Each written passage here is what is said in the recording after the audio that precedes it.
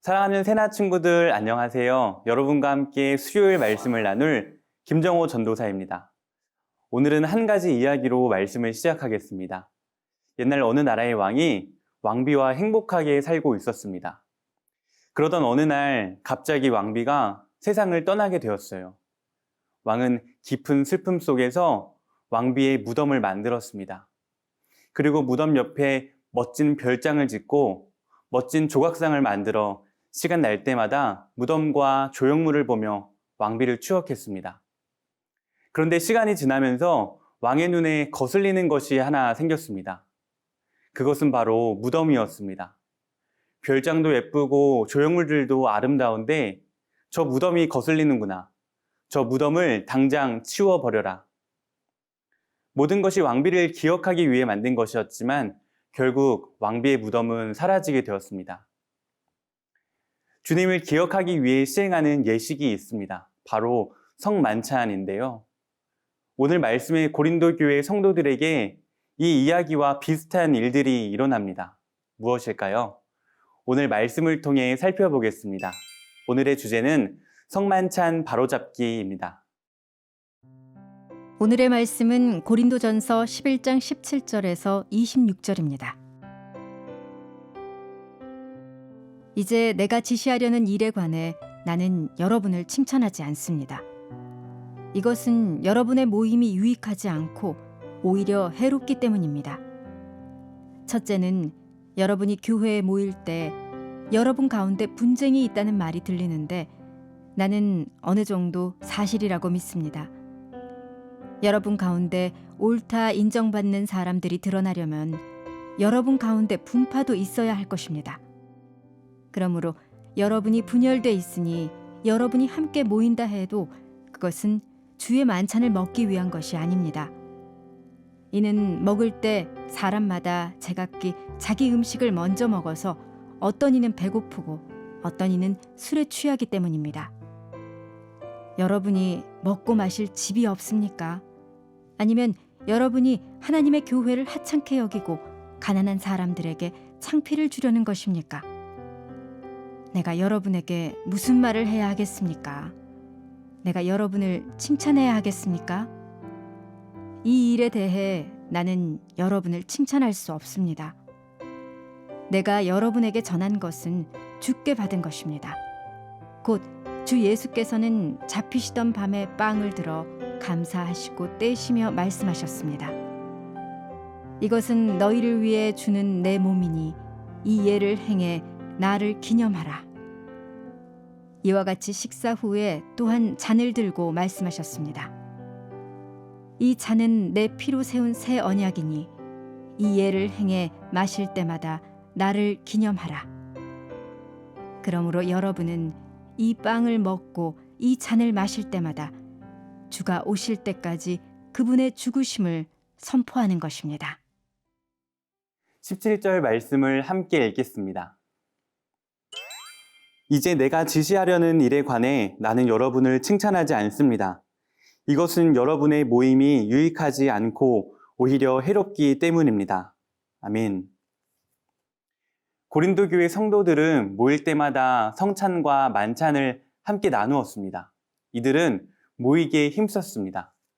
그러나 바울은 이러한 고린도 교회 성도들과 이들의 모임을 칭찬하지 않고 오히려 책망합니다. 그 이유는 이들의 모임이 모임의 이유, 그 목적을 상실했기 때문입니다. 성만찬은 예수님의 죽음을 통한 사랑과 구원을 상징합니다. 또한 구원받은 주님의 백성, 성도들이 예수 그리스도 안에서 서로 사랑하며 한 몸이 됨을 의미합니다. 그런데 고린도 교회에서 시행한 성만찬에서 문제가 생겼습니다.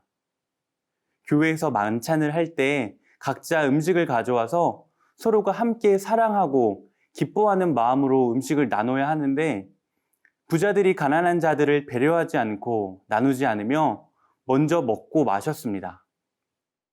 당시에는 주일 저녁에 각자 음식을 가져와서 성만찬을 거행했는데 문제는 먼저 온 부자들이 하루 일과를 끝내고 빈손으로 늦게 올 수밖에 없는 이 노동자 교인들을 기다리지 않고 자신들끼리 가져온 음식을 먹고 마셨습니다.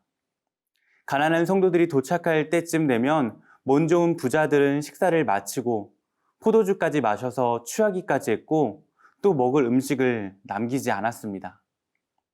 부자들은 성만찬을 자신들만 배불리 먹고 마시는 잔치로 만들어버린 것입니다. 바울은 이들의 이러한 잘못된 행동이 성만찬의 진정한 의미를 퇴색시켜 버렸다고 책망합니다. 예수님이 피로 사신 교회는 세상의 모든 차별이 없어지고 그리스도 안에서 하나 되는 공간입니다.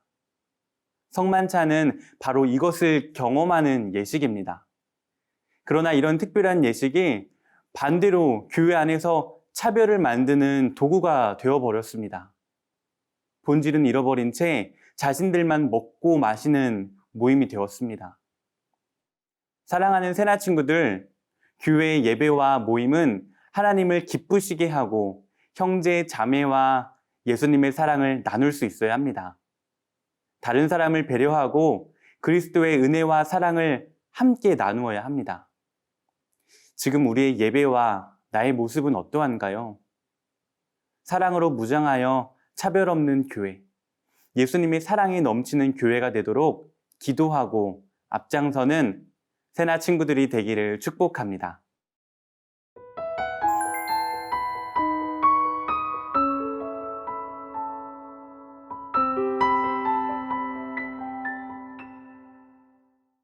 (26절) 말씀을 함께 읽겠습니다. 그러므로 여러분은 이 빵을 먹고 이 잔을 마실 때마다 주가 오실 때까지 그분의 죽으심을 선포하는 것입니다. 아멘. 성만찬은 예수 그리스도께서 고난 당하시기 전에 제자들과 유월절 만찬을 나누시면서 제정하신 의식입니다.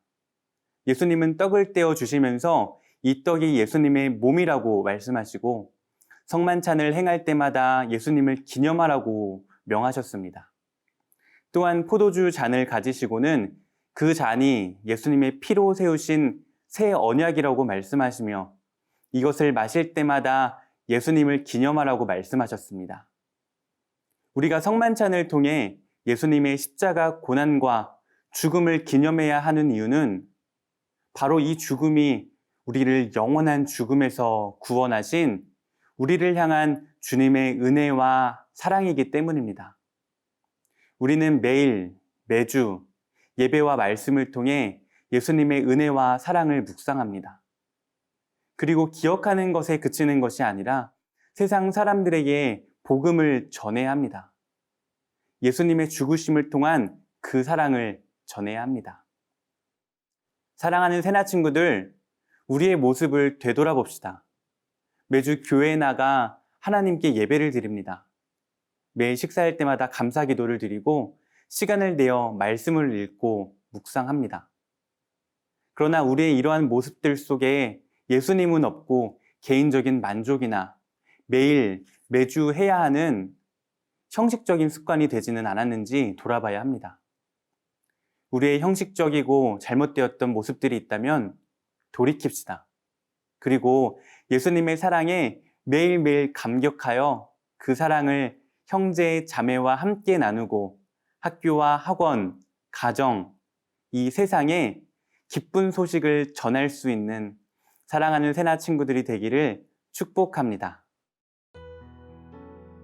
사랑의 하나님, 말씀을 통해 성만찬의 바른 의미를 깨닫게 하시니 감사합니다. 예수님의 십자가 사랑을 늘 기억하게 하시고 제가 속한 공동체가 차별 없이, 편견 없이 예수님의 사랑으로 하나 될 수 있도록 저를 사용하여 주세요.